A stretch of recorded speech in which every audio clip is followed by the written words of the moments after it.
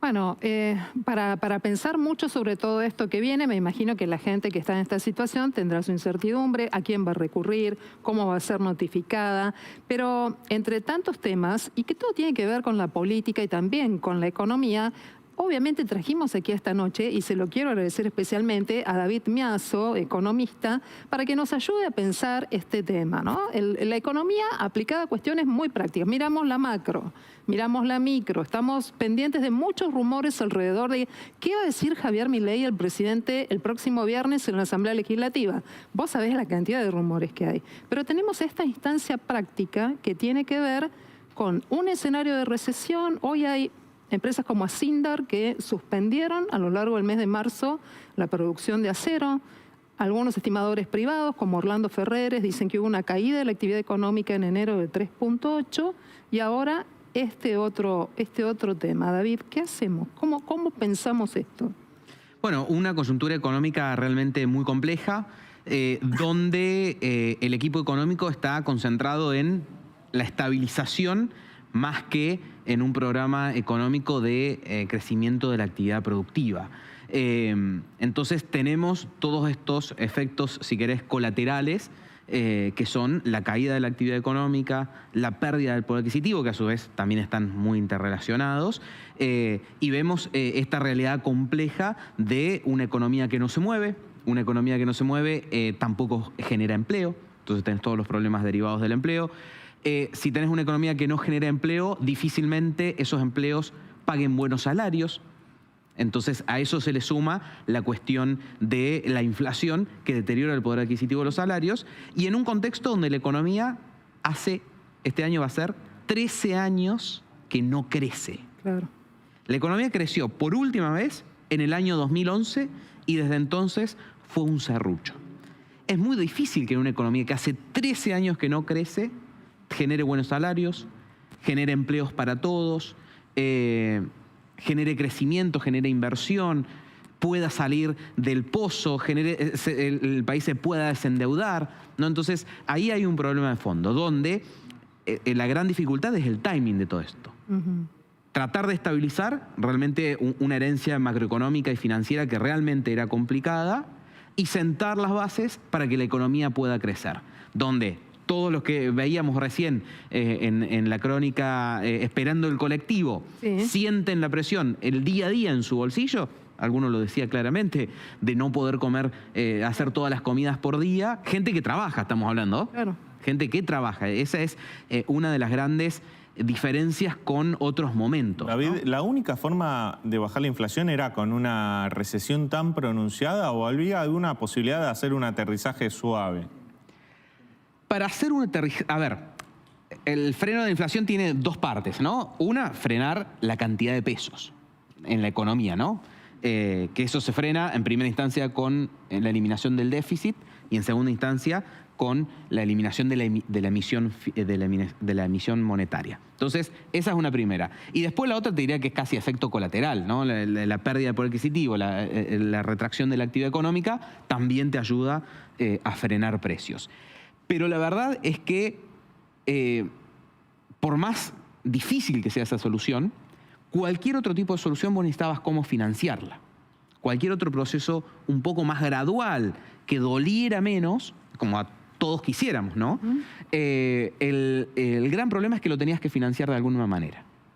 Y con los bonos, arrancando en $30 como estaban, con una emisión monetaria descontrolada, que era la propia que te generaba la inflación, no había mecanismo posible para financiar un proceso más gradual. Ese es el gran problema.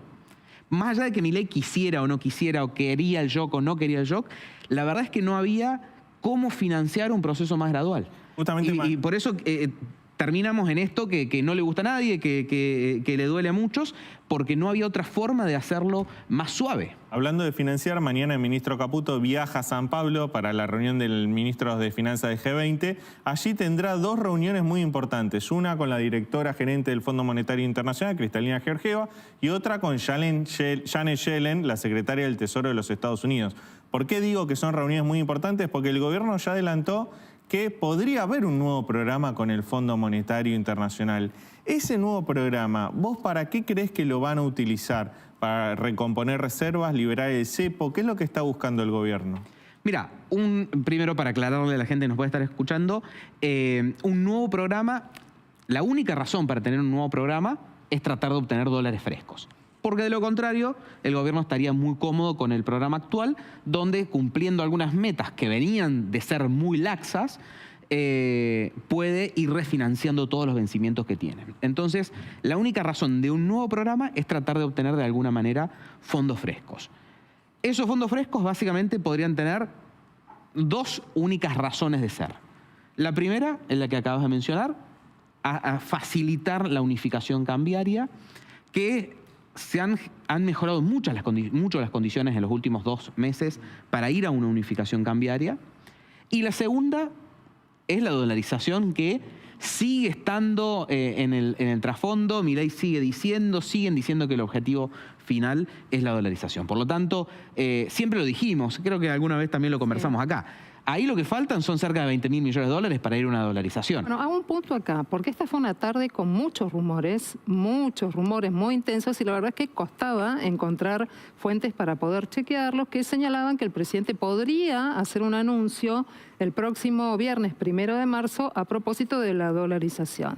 Pero después, viste, en esta táctica, en esta estrategia de comunicación que tiene La Libertad Avanza, el propio presidente le dio retweet a un comentario de un colega, Carlos Burgueño, que dijo que no va a haber dolarización, que no se va a anunciar por lo menos el próximo viernes, ¿no? Que eso es una forma de decir, no esperen esto el viernes, van a tener que esperar otras cosas.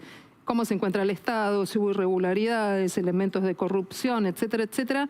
Pero dolarización en lo inmediato, no. ¿Pensás que es una buena decisión dejarla pasar un poquito? Sí, la verdad es que no están dadas las condiciones todavía. Primero, faltan los dólares, claro, que ahí estamos diciendo que puede ser una de las... millones, sí. Sí, la verdad, en menos de eso es imposible dolarizar, en términos prácticos. Y después que la verdad que dolarizar con el tipo de cambio que tenemos hoy, con los problemas de competitividad que tenemos hoy, sin lograr reformas de fondo, no tiene ningún sentido en términos de laborales, de impositivos, etcétera. No tiene ningún sentido. Más problema que un beneficio. Sería más problema que un beneficio. Tendría un claro beneficio, que es la estabilización, que es la razón uno por la que cualquier persona en primera instancia le interesa la dolarización, ¿no? Tratar de estabilizar los precios. Te agrego un dato adicional. Hoy en el gobierno están más pensando en cómo levantar el cepo que en dolarizar la economía. Y cuando digo en el gobierno me refiero a Luis Caputo, Santiago Bausili, presidente del Banco Central, y Roberto Silva, el presidente de la Comisión Nacional de Valores. Están pensando cuál es la hoja de ruta para este año levantar el cepo antes que dolarizar. Lo ven como algo más inmediato y más necesario para la economía argentina. Conversaciones con el Fondo Monetario, de hecho, ¿no? Alrededor de la posibilidad de converger a un único tipo de cambio, un mercado que sea mercado, que no tenga cepo. La visita de Guita Gopinath, las conversaciones con la titular del Fondo Monetario también me imagino que influyen en la posibilidad de que el gobierno avance en esta alternativa. Sí, de hecho, uno si lo piensa, dolarización, unificación, ya si tenés dificultades para unificar, mucho más para dolarizar. Claro. ¿No? O sea, si tenés dificultades para que por lo menos pesos y dólares se puedan intercambiar libremente en un mercado único, mucho más difícil es dolarizar. Entonces, en ese sentido, tendríamos esa secuencia, por lo menos, para llegar a una dolarización. ¿Cómo están midiendo los mercados esta discusión política fuerte entre un estilo de liderazgo como el del presidente Javier Milei y lo que hoy pasa con los gobernadores? Bueno, creo que esta tarde tuvimos una clara visión de lo que están pensando los mercados. Cayeron los bonos nacionales, cayeron los bonos provinciales, cayeron las acciones, leyendo, yo creo que 2 cosas. La primera, la cuestión de la gobernabilidad, que siempre fue una de las grandes dudas del gobierno de Milei, ¿no? ¿Qué capacidad de acción va a tener?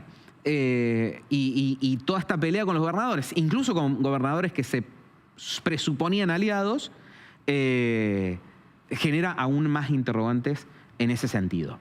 Y en segundo lugar, te diría que tiene que ver con la sostenibilidad del camino de menor déficit público, menor emisión, reformas de fondo, ¿no? Porque si gran parte de esas reformas se las habían empezado a votar de manera negativa en el Congreso. Tiene varios reveses el DNU. Y los propios gobernadores más cercanos se le paran al frente.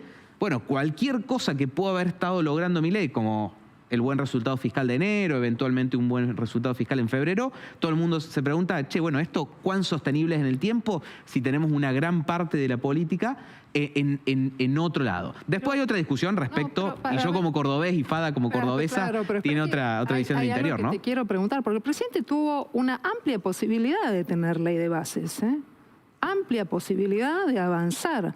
Pasa que no le parece que no tiene la estrategia de la conversación y la construcción de consensos. De hecho, yo creo que si maduraba algo más la conversación, hoy la Casa Rosada tendría ley de bases.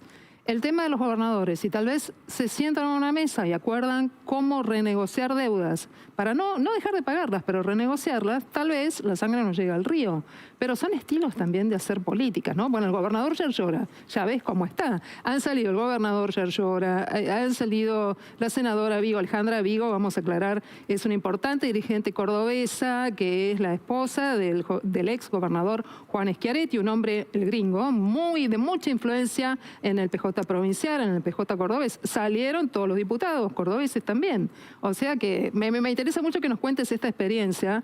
Sí, mira, bueno, porque... tal cual. Yo cordobés, Fada de Río Cuarto, así que claro, siempre tratando de poner la cuestión del interior sobre la mesa. Y dos cuestiones te quería decir. Primero, la discusión por la deuda y la renegociación de la deuda son 2 pesos.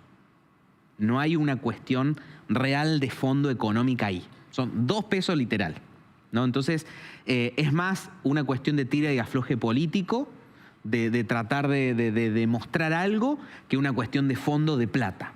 Eso por un lado. Y segundo, vivimos en un país federal, donde las provincias le ceden, si querés, poder al gobierno federal y le ceden potestad de recaudar impuestos y de manejar dinero. Entonces, y además de eso, con gobernadores siempre muy fuertes en gran parte del país. Así que ahí claramente hay un error político de Milei, que como decís vos, se vio en la ley de bases, de nuevo se ve ahora, cuando se pone a gran parte de los gobernadores de frente, incluso, como decíamos recién, los más aliados. Entonces ahí claramente hay un error estratégico de cómo se construye la política en Argentina, incluso cuando muchos de estos gobernadores coinciden con muchas de las grandes reformas que está planteando Milei, y una buena parte del electorado de estas provincias también, incluso Córdoba, ¿no? Claro. Entonces, ahí hay claramente una cuestión de necesidad de construir más consensos, sobre todo de una posición de minorías como la de la cual parte el gobierno. Así que ahí hay una cuestión más importante. Discúlpeme, lo estoy diciendo en el canal de la ciudad, pero este porteño centrismo que podemos ver en muchos de los funcionarios y en el Milei mismo, creo que juega un poco. Voy a decir algo, a la ciudad de Buenos Aires todavía le deben el dinero de la coparticipación y nadie está acatando el fallo de la Corte Suprema de Justicia. Digo, más allá de ser de la capital federal, la provincia de Buenos Aires, la Corte Suprema es el máximo tribunal de justicia de la Argentina, la última instancia de la interpretación de la Constitución Nacional. Y el fallo de la Corte no se cumple. Tal cual. Si esto pasara con Córdoba, te diría lo mismo, como alguna vez pasó. Sí, Córdoba también ganó. Córdoba también estuvo incluida en ese fallo. Veremos cómo decanta, y si esa pulseada entre política y economía nos permite tener un mejor resultado. Es David Miazo, economista, un hombre del interior del país, de aquí, de la ciudad de Buenos Aires también. Te guste o no, David, un poquito de porteño. Estamos acá. Estás acá. Nos ayuda a entender un poco más de qué va la economía. Buenas noches y muchas gracias. Un gusto. Hasta la próxima.